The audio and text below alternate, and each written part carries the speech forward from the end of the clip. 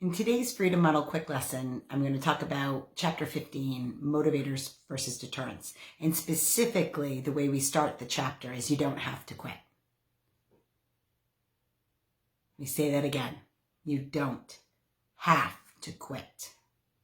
How many times have you sworn off alcohol? How many times have you had a particularly bad binge and then you detoxed yourself and you said, I'm never doing that again.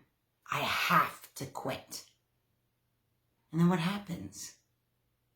You turn around and the memories of the awfulness of the detox or the awfulness of the consequences of the drunk just become fleeting. They become a distant memory. And you're right back drunk again. I remember doing that. I remember a particularly bad episode with tequila.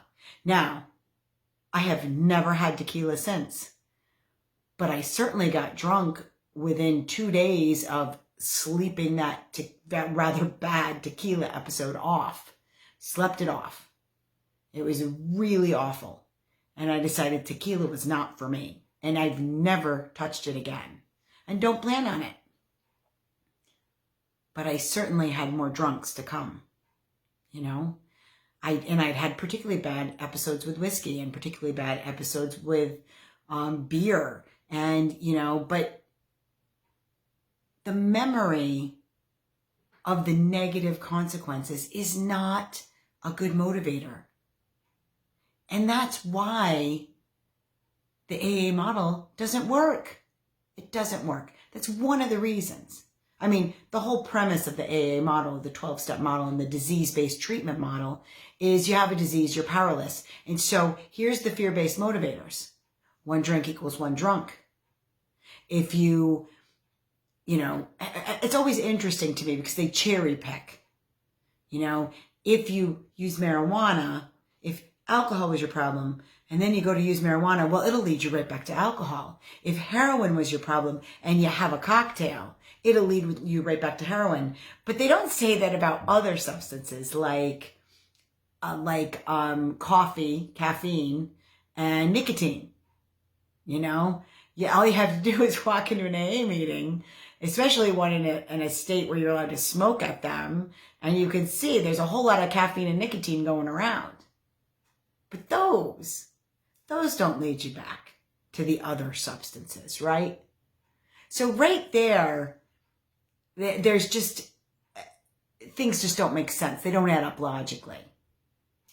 But here's the thing. That whole system is based on fear that if I touch a drink, if I touch a drug, then I will be out of control. Then I will be off to the races. But that fear, well, not only that, and it will lead to what? Jails, institutions, and death. Which is drilled into your head at every meeting, right?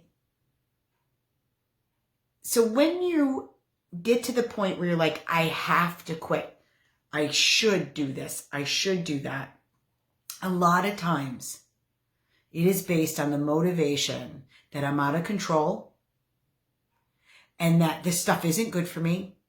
Maybe you think I have a little bit of an allergy. Maybe you think I'm not somebody that can drink moderately. I'm not somebody that can use cocaine on a Friday and then not use it again for 6 months. I'm not somebody, or use cocaine on a Friday and not spend my whole paycheck all that weekend. I mean, when you get into that mindset that drugs are your problem, and that your thinking is not your problem, but the drugs are taking you over, that's problematic.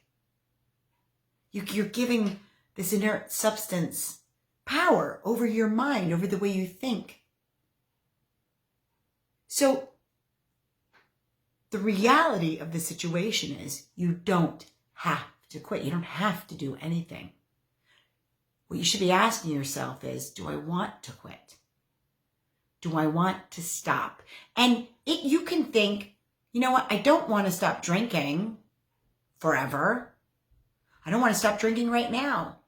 But I do want to be in control. I do want to drink moderately. I do want to be abstinent all week and only drink on Fridays. I do want whatever, you fill in the blank. So instead of thinking, I have to do this, start thinking, what do I want?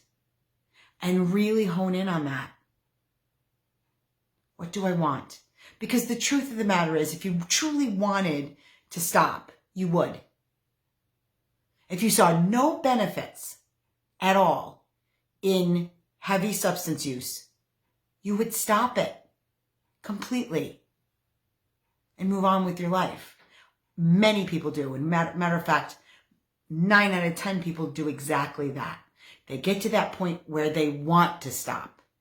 They're not, maybe they're thinking I should stop, but they had to pass over I should stop to I want to stop. They had to pass over that.